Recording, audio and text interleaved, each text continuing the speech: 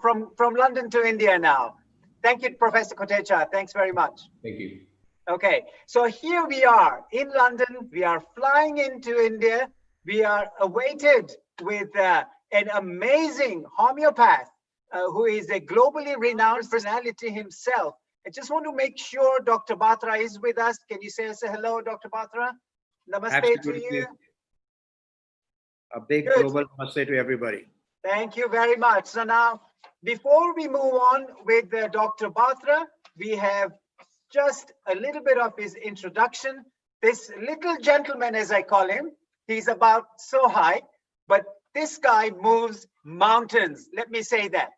Dr. Batra is synonymous with homeopathy.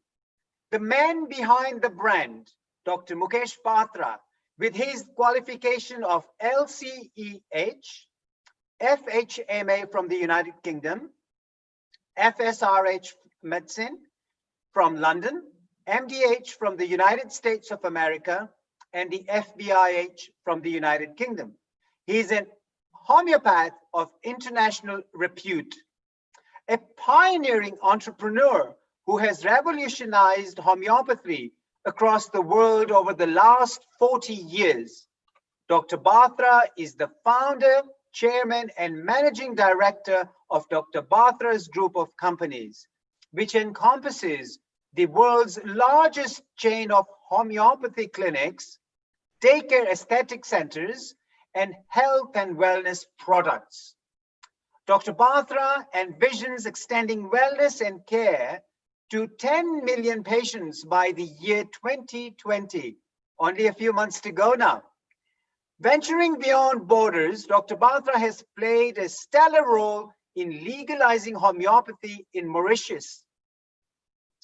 In the Middle East, he has succeeded in establishing the first ever corporate homeopathic clinic in Oman. In England, Dr. Batra's clinic is the only homeopathic healthcare corporate to find a spot in the sacred hub of the medical excellence in the Harley Street of London. Dr. Batra is also very well known for his charitable and philanthropic work that he does. As I said earlier, a very little man, but moves mountains. Let us all welcome Dr. Batra on Healing Our Earth platform. Dr. Batra, a warm welcome to you on behalf of the Healing Our Earth community, and we'd love to share some interesting stories about homeopathy and COVID. A warm welcome to you, Dr. Batra. Thank you very much, Lalit, and thank you for your very warm introduction. Let me say that, COVID-19 has changed all the goalposts, so that 2020 just may not happen any longer, but it's always nice to be hopeful. And thank you for your wonderful introduction. Thank you. You're welcome. As the previous speakers have always said, never give up, keep plugging. This is just a little hurdle that we have to all climb through. Absolutely. Yeah.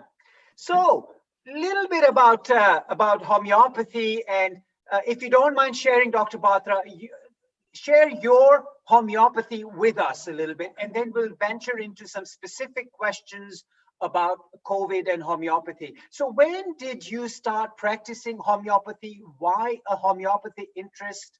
Can you share something of that history with us, please? So I passed out from the Bombay Homeopathic Medical College in 1973. And I'm sure that, some of you may not even have been born by then. But, and I took to homeopathy really because my father was a homeopathic doctor. He was the principal of the college. My mother was an allopathic doctor, and she was one of the few early doctors from the Lady Harding, one of the few lady doctors in India, And, I'm actually a product of mixopathy in that sense, So it was the easiest thing for me to do was to actually get into homeopathic college and to start practicing homeopathy.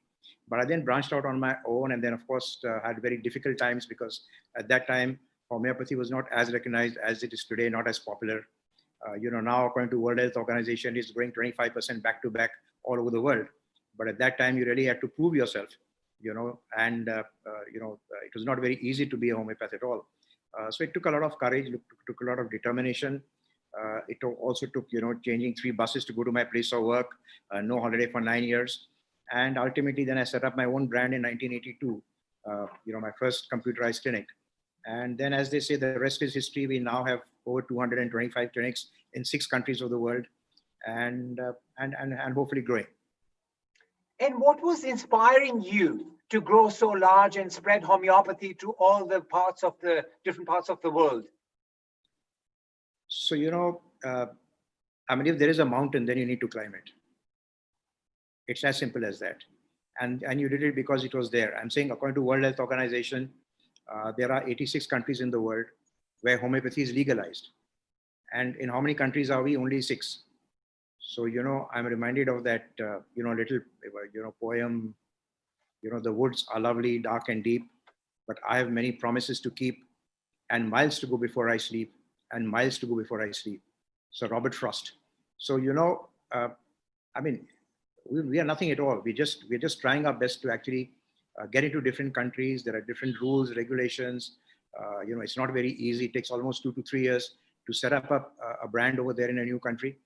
So we are trying, and we have a long way to go. Great. Well, as they say, keep plugging on, eh? Yeah, as they say in Hindi, they say "Lage raho munna bhai." That's one of the dialogues from one of the Indian movies. Yes. But really, I think it needs a lot of perseverance. As they say, perseverance is the key to success. So you keep trying, and ultimately, I think it's also. I just wanted to make available an alternative system of medicine, and a complementary system of medicine to every part of the world. I'm saying, why is it that if you're a democracy, why do we restrict our system of medicine only to one accepted system of medicine? A couple of years ago, I addressed at the House of Commons, and I said the same thing. I said, if you have a choice of Brexit, and you're, you're mentioning it and you want it, then why should you not have a choice of therapy? Why don't you leave it to everybody to have a choice of therapy? And why should it not be an equal choice? Your earlier speaker spoke of inequality. So why should there be a choice of inequality in terms of whatever therapy that I want to select as a consumer? Sure. And why should I not decide whether I want to do osteopathy or homeopathy or any other pathy? Why should we restrict it only that I should go to a hospital and then only I should get reimbursed? I'm saying I found that when we were we have been in the Middle East for 13 years now, and we were happy that we've been able to move about 8 insurance companies to reimburse homeopathic treatment over there. And I think that's a global thing. It should happen all over. The consumer must be given the choice of a safer system of medicine. Sure. So now this is interesting. Moving on from a safer system of healthcare, can homeopathy in this current COVID climate, we'd love to hear a little bit about, can it be used in pandemics like COVID-19? So let me give you a little history. Sure. About this. If you go back to all the pandemics that have happened in the last 200 years, homeopathy has been very successfully used, and this has all been documented. So if I go to the last recent, the pandemic that everybody's talking about today is the Spanish flu. That happened about 100 years ago, right? And if you look at the figures, and of course this was, pre-antibiotic and it's very old, but the mortality rate in the Spanish flu with the traditional medicine at that time was 30%. With homeopathic treatment, it was 1.05%. Now that's the difference. This is one example I'm giving you. Similarly, in Cuba, they had leptospirosis, and it was spreading.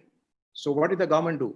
They turned to homeopathy. They made a homeopathic medicine, and they gave it as a preventive to lots of people. And they found that more than 2.3 million people were below the median, those who took homeopathic medicine. Similarly, in India as well, Andhra Pradesh government, one of the states in India, there was Japanese encephalitis, viral encephalitis, brain fever, and children were dying. They distributed 1 million doses of belladonna, homeopathic medicine called belladonna, and not a single one child developed, brain fever after that. So there are examples already. Recently, also there was bird flu in India. Even there, it was used as a preventive. So there have been examples in the past where homeopathy has been successfully used in epidemics, and therefore there is no reason why it should not be tried and tested in the present epidemic as well. Brilliant. So what are the current trials and tests that are going on in homeopathy for COVID-19? So right now there are certain clinical trials that are going on, and let me just try to explain to you how homeopathy helps in epidemics, and then let me come to specifics. Sure. Yeah. So So in terms of philosophy, there are two parts to an infection. On one side, you have the virulence of the virus or the bacteria, which is the strength. How strong is it? On the other side, you have the immunity of the host. Now, what homeopathy believes is, if the immunity is strong, then the virus doesn't affect you. It just passes away. If the immunity is low, then the virus will affect you. And depending on how low your immunity, the attack will be that much more virulent. Let me mention here, Dr. Soda, that we all have more than 1 million bacteria and viruses in our body, and they don't affect us. So this fear of a virus is unfounded, not to the extent that we are making it to be. It's always good to be careful, and one must be careful. And I insist that yes, one should, practice hygiene and all the measures that are required. But the fear that we have, the panic that we are getting out of this is unfounded, because there are so many good bacteria as well. There are good viruses as well. You take probiotics, for example, you take prebiotics. So it's not that all viruses are harmful. I remember my pathology professor, when I was studying medicine, used to tell me that, you just take one extra bread for the worm, just to keep him happy and quiet, and nothing will happen to you. You can happily coexist. So this is one part of the story. The other part is the immunity building. Now, how do you build immunity? You can build it in two ways. One is you can build it specifically against the present virus, which is the COVID virus. And the other is you can build general immunity. Now, to build immunity for the present virus, Dr. Samuel Hahnemann, who founded homeopathy, was a German MD doctor, said in his book, The Organon, where he said that there's something called genus epidemicus. So what he said is that if you study the first early symptoms of a few early patients, and you then match it to a drug, and you can then give it as a preventive for that particular epidemic. Please understand that these could change over a period of time. So if the epidemic comes a second time with different symptoms, it will need a different medicine. All right. If it's a different symptoms in different regions, which also we find happening even presently, then it could be a different medicine. Now, the Ayush ministry, which is the ministry for Ayurveda, yoga, homeopathy, Unani in India, and for the last 6 years, there's a separate ministry dealing with that, with a group of doctors, studied 33 clinical studies, and they then came out with the medicine arsenic alb 30. And it is then believed that if you take arsenic alb 30, 3 consecutive doses, one every day, for 3 days, once in a month, and repeat it once in a month, it will build up immunity against the present COVID variant. Now, this has been actually practiced in India. The government is pushing it very hard. We have, as part of our CSR as well, we have distributed over 10 million doses of arsenic alb to many people, a lot of them free of charge. We've given them, for example, to some corporates, of course, but we've also given a lot of them to the entire Maharashtra police force and their family. 320,000, frontline workers have received it. So, as a specific for this particular epidemic, arsenic alb is the medicine which can help you as a preventive to build immunity against COVID. Now, this is one. The other thing is that how do you build general immunity? Now, general immunity you can't build overnight. General immunity you build over a period of time. So to build general immunity, you want to make sure that you go to a qualified homeopathic doctor and that you take treatment, which is called a constitutional treatment, which depends from person to person, is very personalized. And according to that, you then build your immunity over a period of time. So that then, if the next wave strikes you or comes, any kind of virus comes in, you don't get affected that easily. So this is how basically homeopathy works. So you build specific immunity against the specific COVID, which is arsenic alb 30, and you build general immunity, which is by taking a constitutional medicine, by actually consulting a homeopathic doctor who will take your proper case and give you a specific, kind of a bespoke medicine, which is only meant for you. Great. So with this arsenic alb 30, how long has that been consumed by the patients for it to be proven to be effective? So like I said, that this is started somewhere January end, and the doses is just one dose for 3 days consecutively. And so once you take that, then you repeat it every month. So for the last 2 or 3 months, this has been taken regularly by groups of people. and they have built immunity. And in those areas, there has been a less, or even there is some trials which have been done in Baroda, in Ahmedabad, for example, in Gujarat, where then front-line workers were found to be resistant, and there were lesser number of deaths and mortality, and lesser number of infections with people who took this. That's amazing. Now, this is a medication that is available in India. How about globally? If people are listening to this information session here today, where can they get a hold of this arsenic elm 30? It's available at any homeopathic chemist, and it would also be available at Boots, for example, or anywhere else. Okay. Any of your chemists, yeah. Yeah, and is this something that your group of companies is manufacturing, or is this something that is?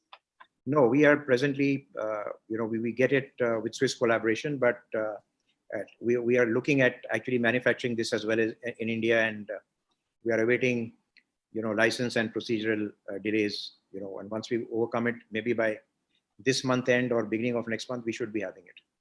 Brilliant. Thank you for sharing that valuable information about arsenic elm 30. I think that is something, there's as we say, a specific preventative immunity that we can build up ourselves for this particular COVID-19. Moving on, Dr. Batra, we talked about this present pandemic that we have. Have you personally had any in-depth experiences with the previous pandemics at all? And have you dealt with them yourself? Well, yes, I'm presently kind of semi-retired, so now I'm not into active practice, so I wouldn't like to make any claim right now. But even presently, like I said, we have about 400 doctors in the company and over 225 clinics, and we have experiences of even having treated some COVID patients in different countries as well, successfully, I might add. But the numbers are too little to actually make any claims. So I wouldn't like to say that until it's actually clinically proven. Similarly, in the earlier epidemic, when we had bird flu in India, we gave about 900 doses of a similar medicine, preventive medicine for bird flu to all our patients in Jaipur and in Delhi, because it was more prevalent in that. And we have no recorded, case coming back to us falling sick with that problem. So we have had that experience of it being successful. And I'm saying a little bit of more clinical research in the present one will actually, make sure that going forward, we have a very scientific method of proving to the world that homeopathy actually works very, very well in case of epidemics, and can actually be thought of as a very safe and a very cheap, cost-effective system of medicine. That's amazing. I think this is a word that the audience and should be spread globally, that homeopathy is definitely an option for building up immunity, for fighting pandemics, and many other health conditions, obviously, but we are talking more about the current situation. So definitely an option, and I think that's a message that definitely should go through. Now, moving forward, in terms of this current crisis that we are all going through, you have all these huge number of clinics that you're running, and given information on how your homeopaths, your therapists are actually taking precaution. So would love to hear from you as a huge clinic owner, number of clinics that you have. What kind of precautions are you guys taking, and what are you recommending for the patients to take in terms of precautions? Yeah, so I think, it's very important that we give confidence to our own staff and our own doctors, including the paramedical staff, the nurses that we have, for example, the kind of we do some procedures as well in the clinics, So the first thing to do is to actually give your own staff the confidence, and from the time they started, we've been on WhatsApp groups with people, we've been motivating them and, getting them kind of mentally aligned that one day they'll have to come back to work. Of course, for the first month, we did shut all our clinics, and gradually we've kind of built it up clinic by clinic. Now, today we have about 120 clinics which are actually functioning almost normally, And what is important is, of course, that we follow all the protocols that are recommended. I mean, our doctors wear PPE when they meet patients, all the time when they're in the clinic. Our staff, they have all the, visors, they wear masks. There's distancing, so that, the appointments are all scattered. They're not given together, so that there are not many people waiting in the waiting room, So I think all these things are, and then of course we are communicating with the patients, and I'm happy to tell you that, almost I would say that 50-60% of our patients have actually started visiting the clinics back again, because the amount of confidence that we've given them now, saying that this is safe, So I think we've followed all the safety procedures. I mean, whether whatever is followed in hospitals is what we also do in our OPDs, in our clinics as well. Sanitizing. Absolutely, and giving out those safety measures, and really the confidence to the consumer, I think is one of the most important things in this current climate, that the consumer finds it comfortable, finds it safe to walk into your clinics or anyone's clinic, that they're minimal risk, if any risk, to be contaminated with the virus. So we made a video with some testimonials of some patients who had visited, and we circulated to the entire patient base, more than 100,000 people. And, and then of course we keep our doctors on call. And, even during the pandemic, I must let you know that we had, because, we're very IT driven. So we had moved computers and, laptops and things also into doctors' homes. And we made sure that even during that time, they could actually do e-consults. We were among the earlier movers in e-consults in India, because everything was anyway 24/7 networked. All our case histories are on computer systems. So all that we had to do was to just move them into doctors' homes, and then patients could chat with doctors, live, like how we are doing now through a Zoom call. So they were really in touch, and and now it's just the confidence of stepping into the clinic, which was the next step that was required. So I think we serviced our people through the lockdown, all through. And I think that's something that also has given them confidence. Absolutely, absolutely. And that the homeopaths maintained some contact with the patients, and that gave the patients a lot of confidence too, which is amazing. I think communication through pandemics is so vitally important.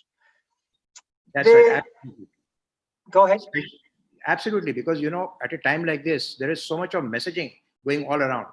I'm saying you have not only Dr. Soda and Dr. Batra, but you also have Dr. WhatsApp and you have Dr. Google. And, and then you have so many messages coming from all sides. And there's so much of negativity that's going around, everywhere.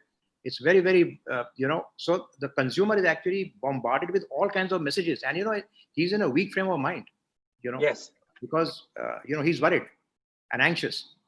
And this is also one point that I'd like to discuss with you a little later, once we finish this topic. So it's very important, therefore, that reassurance and communication to the consumer is given on a regular basis.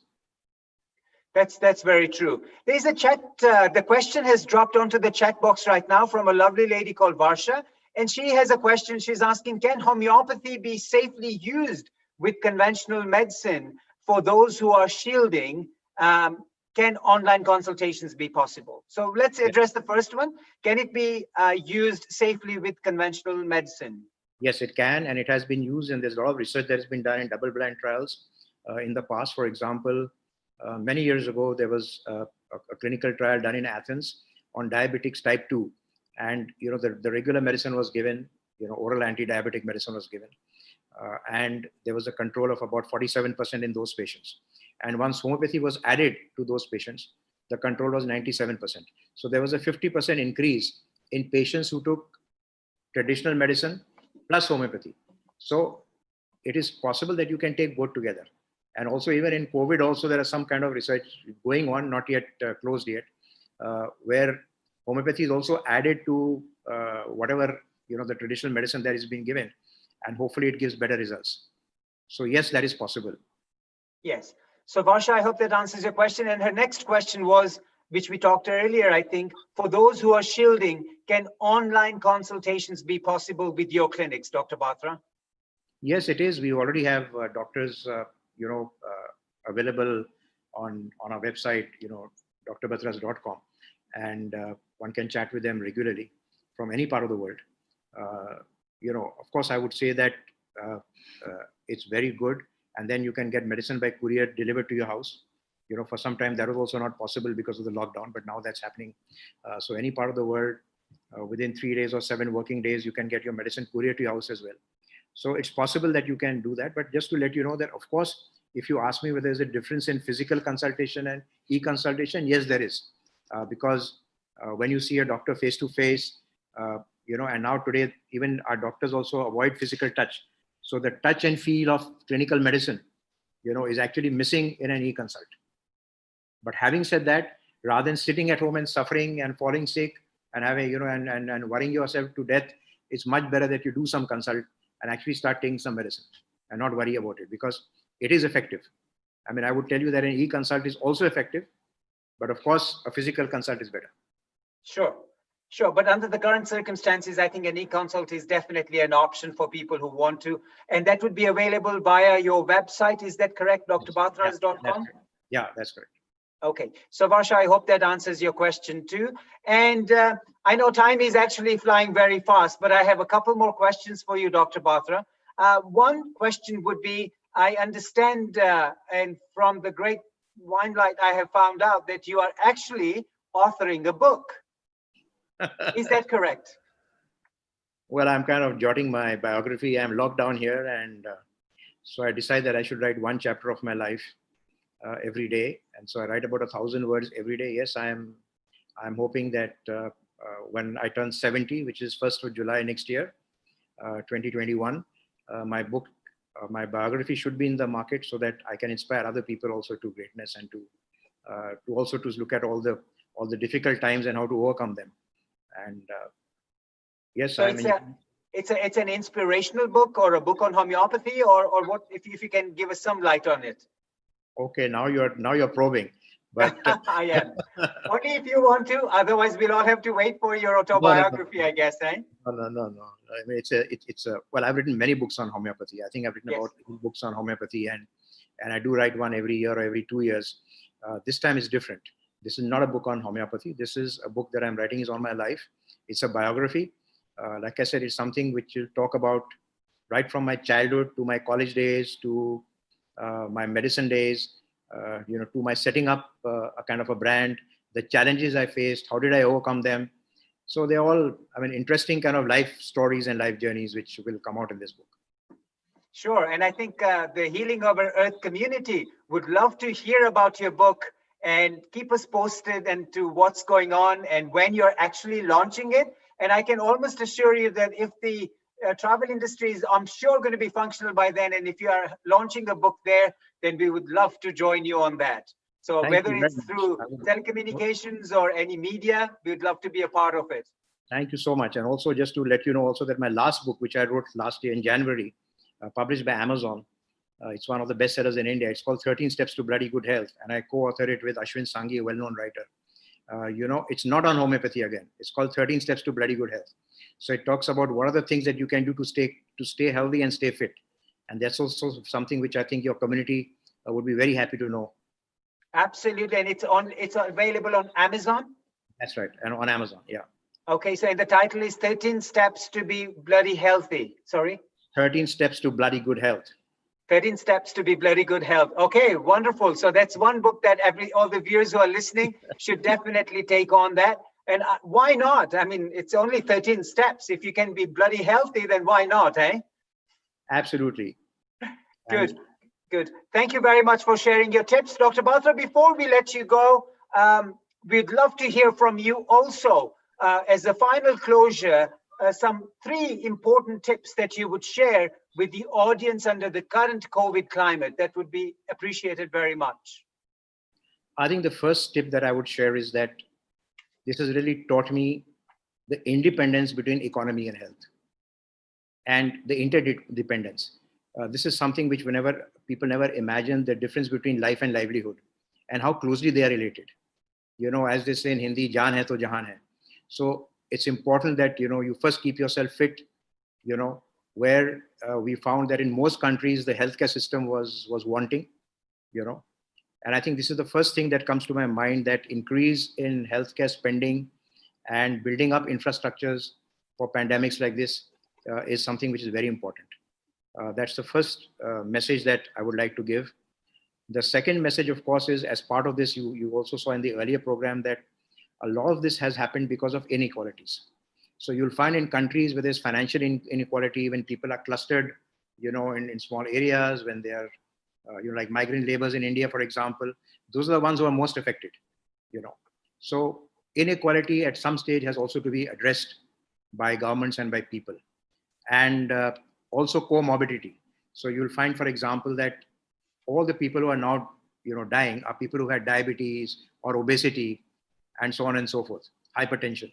So it's very important that you need to correct all this. So again, this can only happen by building immunity over a long period of time. And finally, what I'd like to say really is that health is self-governed. No amount of governmental kind of pressure can actually make you healthy. So this is something that you have to take, in your own hands. Start taking care of yourselves. Nobody is here to take care of you. And if you start taking care of your health, for example, if you really are going to not look at the way you eat, have a healthy appetite, a balanced diet, exercise, sleep well, have good mental hygiene, not just physical hygiene, but also mental hygiene is very important. Positive thinking, don't have negative thoughts. I'm saying if you follow all these things, I'm very sure that you'll be healthy, And I think you need to understand that, fast foods are going to put you down the fast lane to ill health. And finally, I just want to say that the focus should be not on sickness, but on wellness. And therefore, going forward, I think all of us must realize that it's important that we focus on wellness and not fall sick and then take some medicine. I think that really is my message. If you are really are mentally fit and physically fit, no disease will touch you. Don't worry. And don't worry, be happy. Thank you very much for sharing those words of wisdom, Dr. Batra, all the way from India. On behalf of Healing Our Earth community, we thank you very much for your valuable, precious time and the valuable information you've given us. I love your synonymous with fast foods is the fast lane to death. There's no option there. And then obviously no government pressure is going to govern your health. It has to be self-governed. So those two tips definitely stick in my mind at the end of this conversation. Dr. Batra, thank you so much for honoring this visit. And I'm sure we'll be in touch and we'll be in contact pretty shortly. Have a lovely, awesome day. Once again, thank you on behalf of the Healing Our Earth community.